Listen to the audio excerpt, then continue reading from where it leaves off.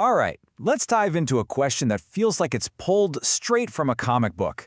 Can we actually harness a single bolt of lightning and use it to power the entire world? You've probably thought about this, right? You're watching a thunderstorm. You see this incredible raw display of electricity lighting up the sky, and you think, man, why aren't we using that? It seems like such an obvious, untapped power source. Well, the short answer is nope, not even close. And the reason why is that lightning isn't really a power source at all. It's more like a massive atmospheric temper tantrum that just happens to come with a world-class special effects budget. But let's be honest, it's totally understandable why we think it could work. I mean, lightning's PR game is off the charts. Think about it. Our brains are basically hardwired to respect this kind of spectacle. When you see something that can literally explode a tree, or turn sand into glass, or punch a hole in sheet metal, you instinctively think, wow, that must be an enormous amount of usable energy. It feels primal, powerful. But as it turns out, physics has a much quieter and much more definitive opinion on the matter. So let's step away from the special effects for a second and just look at the cold, hard numbers. How much energy are we really talking about here? And this, my friends, is where the whole epic idea starts to crumble. An average bolt of lightning contains about 1 billion joules of energy. Now, a billion of anything sounds impressive, right? It sounds huge. But let's put that into perspective. A billion joules is about the same amount of energy you'd find in just 30 liters of gasoline. It's enough to run a single 100-watt light bulb for a few months. And, kind of surprisingly, it's only about a quarter of the energy packed into a small hand grenade. So yeah, it's a lot of energy, but it's not power the entire planet energy. It's more like drive your car to the next town over energy. Now, I know what you're thinking. Okay, fine, but there are a ton of lightning strikes. And you're not wrong. The Earth gets hit about 1.4 billion times every single year. But here's the real kicker. To meet our current global energy demand, we wouldn't need 1.4 billion lightning strikes a year. We would need 600 billion of them every single year. I mean, just look at the difference. The gap between what nature gives us and what our civilization actually needs is just staggering. We're short by a factor of more than 400, and that's before we even get to the impossible task of actually trying to catch it all. And that brings us to the absolute heart of the problem. This is the single most important concept to understand here. The biggest issue with lightning isn't the amount of energy it has, it's the completely insane speed at which it delivers it. See, it's all about energy versus power. Energy is the what. It's the total amount of stuff you have. Power is the how fast, the rate you release that stuff. A lightning bolt dumps its entire billion joules in about 30 microseconds. And that tiny, tiny window of time, that's what messes everything up.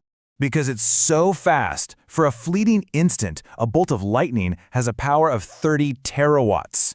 Now, a terawatt is a mind-bogglingly huge number. Our entire global civilization, all of our power plants combined, run at about 20 terawatts. So for a split second, a single lightning bolt is more powerful than everything humanity has ever built. And that sounds awesome, until you really think about it. This analogy is just perfect. It's like being offered all the food you need for an entire year, but it's delivered in a single spoonful that gets fired from a cannon directly into your face. It's not helpful, it's just destructive. So that leads us right into the engineering nightmare. How in the world could you possibly build something to catch, store, or move that kind of instantaneous power? You see, our entire energy infrastructure, from batteries to the grid, is built for steady, gradual inputs. It's designed to sip, not to be blasted. Trying to charge a battery with a lightning bolt is like trying to fill a delicate little wine glass with a firefighter's hose. You don't fill the glass, you obliterate it. You don't store the energy, you just vaporize the battery. So just imagine for a second what would happen if you tried to hook this up to the grid. First, you'd inject those terawatts of power. Instantly, any storage systems would just vaporize. Then the transformers would blow out. Then every single circuit breaker in the system would trip to protect itself. The result isn't a powered-up city, it's a massive, widespread blackout. Lightning isn't a grid supplier, it's a grid breaker. Okay, so let's go back to our big original question. If we could somehow, magically, capture and use one average lightning bolt with 100% efficiency, how long could it power the whole world? The answer is 50 microseconds. That's 0.00005 seconds. It's literally less than the blink of an eye. All of this points to a really important, if kind of boring, conclusion about how we should think about energy. It turns out the drama of an event has absolutely nothing to do with how useful it is. Our human brains are wired to be impressed by things that are bright, loud, and violent. But what actually powers our civilization are things that have duration, reliability, and scalability. Lightning is basically a spectacular jump scare. It's not a real energy strategy. Contrast that with the sun. The sun is incredibly boring, right? It just hangs up there in the sky, day in and day out, steadily and reliably delivering a colossal amount of energy to the Earth. It's not dramatic. It's just relentless. And that's exactly why it works. So, can we power the world with lightning? The final definitive answer is a simple no. It's just too brief, way too intense, and far, far too unpredictable to ever build a reliable system around. And that kind of leaves us with a final thought to chew on.